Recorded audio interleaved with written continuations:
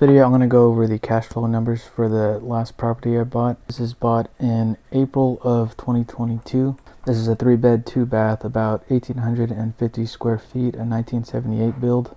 So I'll just quickly go through the numbers here. It's basically the same as the other properties I have. So to start off with, I paid $299 for it and put 15% down. The rate I got at the time was 4.875, and as far as the purchase, it actually appraised for $311, so I got it at a discount. Plus I got a $5,000 seller concession for it. I can't really account for that here other than basically reducing the purchase price, but so there was an additional discount there, and just a normal 30-year conventional investment loan.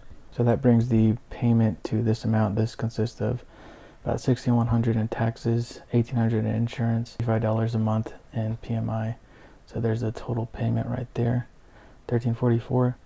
This ended up renting for $1,950. So pretty negative cash flow here, not even considering these other expenses. So if you add the 5% to repair and capex and 10% to property management, and I dropped vacancy to 5%, that's 18 days out of the year, which should be pretty consistent for the next few years at least. So if you account for these expenses and the rent, it comes up with negative $634 per month. So looking at the projections, here is basically time now. Here are the rents, taxes, insurance, all those expenses, and the beginning loan balance and the existing equity.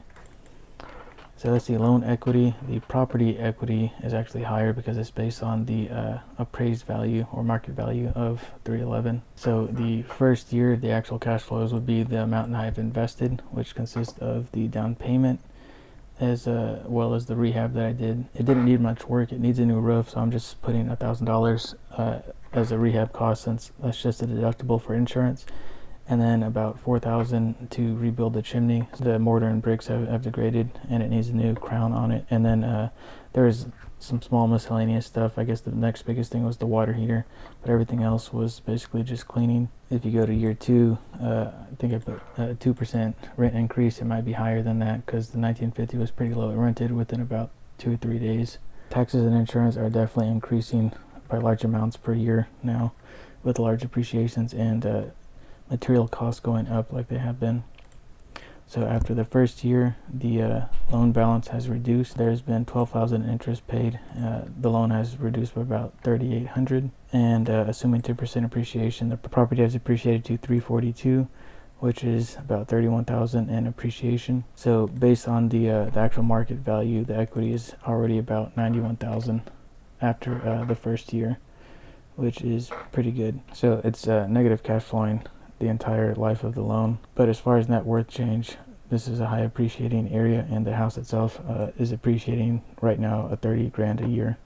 So as far as the return on investment, it's a pretty high right here. You can see these are the averages for the previous years. So it'll peak around 128 right here at year 5. With a property like this, it'll take about 4 or 5 years for it to break even as far as non-repair items. So basically the rent minus the payment and property management and then a little bit of vacancy, it should start to break even, and then you don't have to put money into it to keep it going. So those are the numbers for this new rental. Obviously much worse than the last ones I've gotten, but the rates have increased a lot. They've almost doubled on the in 2022 compared to the 2021 properties, and that's part of why this is so negative cash flowing. And the PMI was really high on this one for some reason as well. So I'm definitely going to try to get rid of that as soon as I get enough equity into the loan. And that's it for the numbers. Thanks for watching.